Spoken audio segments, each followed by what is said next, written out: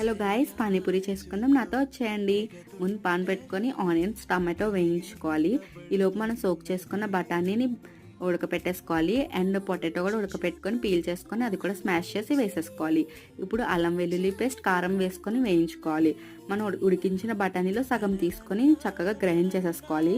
Grind చేసుకున్న తర్వాత మిగిలిన బఠానీని అండ్ గ్రైండ్ చేసుకున్న పేస్ట్ని కూడా వేసేసి కొంచెం వేయించుకున్న తర్వాత మనం ఉడికించినప్పుడు మిగిలిన వాటర్ని తీసుకొని అవి కూడా పోసేయాలి. అవి వేసేసుకున్న తర్వాత కొంచెం చాట్ మసాలా అండ్ జీలకర్ర, ధనియా పౌడర్ అండ్ కొంచెం కొత్తిమీరతో గార్నిష్ చేసేసుకోవడమే.